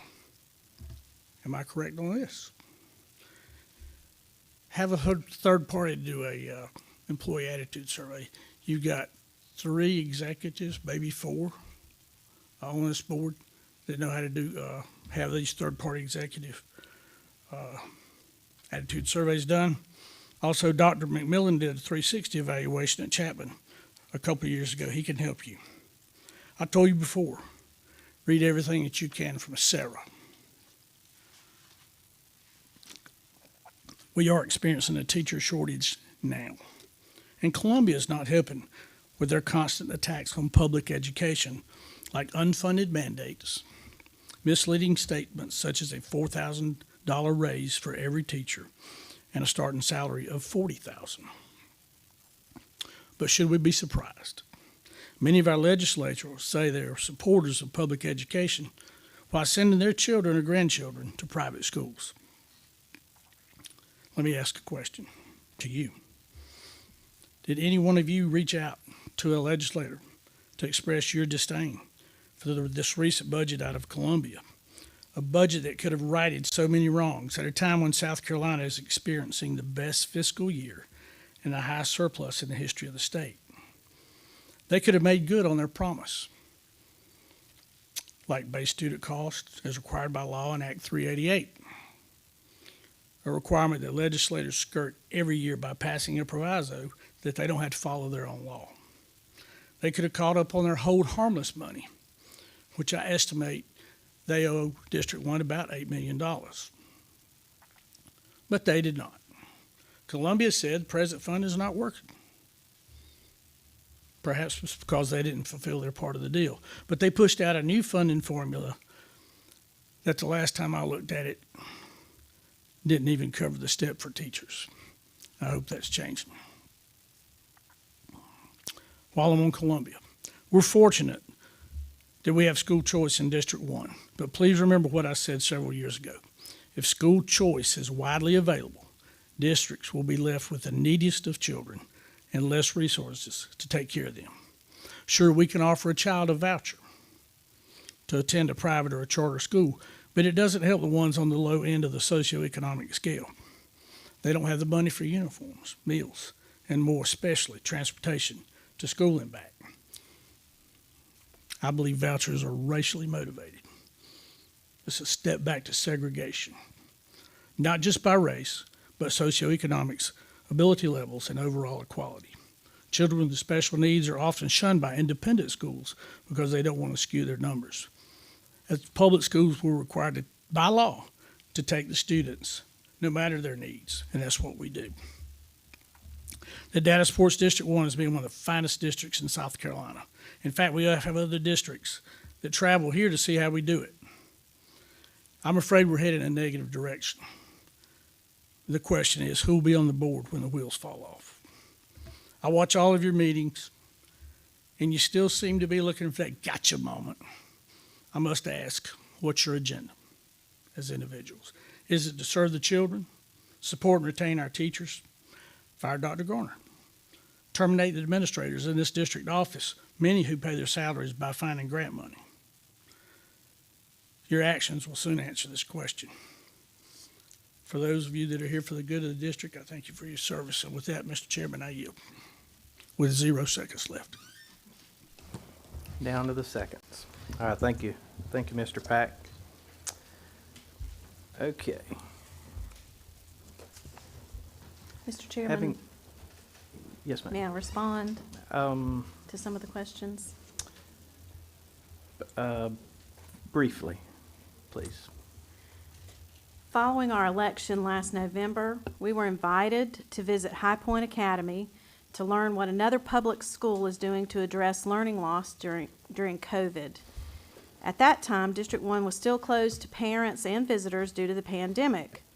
The 2 hours spent touring the High Point facility and listening to presentations by the faculty of High Point showed a well-organized, well-communicated, well-executed way of engaging students and parents and attacking the problem of learning loss. Their approach is not the only way to go about solving this problem, not the worst way, and maybe not the best way, but it is a way those educators were willing to share their experiences with us, as well as other elected officials who toured the facility around the same time. Most of the teachers who spoke with us live in District 1, so they are also our constituents. Many accusations were made online. The visit was not intended to be a slap in the face to our teachers, administrators, or district. Our motivation was not to interview another superintendent or any of the other rumors that have been spread. I'm not sure if the intent is to shame us for educating ourselves. I certainly hope not. But as an active, engaged school board member, I don't feel the need to apologize for learning anything that would help me to be a better informed board member, equipped to support our teachers in their efforts to solve this daunting problem. Since becoming board members, we have taken the initiative and time to arrange tours of District 1 schools, ask questions, and talk with our community members, parents, teachers, and administration. We are available and want to hear from you about this or any other issue that you would like to discuss. Thank you, Mr. Pack, for your comments. I really do appreciate them. Thank you. Do I have a motion to adjourn? A second. All those in favor? Aye. All right, thank you. We stand adjourned. So we have Thursday night's our budget, our budget work session. Are we doing anything with the finance before? Oh, no, you want to? If we have information, we could. Otherwise, we probably need to wait for the budget. don't we? Let me find out from Lacey and then I'll I'm shoot open. an email out. Maybe we get Thursday. That sounds good. I'm available. Mark, put on that shirt, man.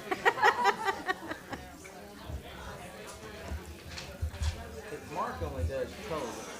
Mark likes to be color canvas. Yeah, he wants to be dirty. Oh, yeah, that's...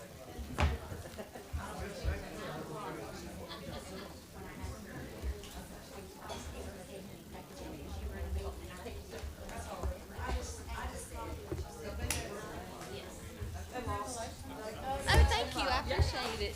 Thank you. We'll take this home for Time y'all leave. Oh, I'm just to the end. Here you go. It's fine. Just send it with Abigail. Okay. Thank you. You're welcome. Thank you. Appreciate it. Appreciate it. Where are you going with that? I'm going to my office. No, I'm good. I promise.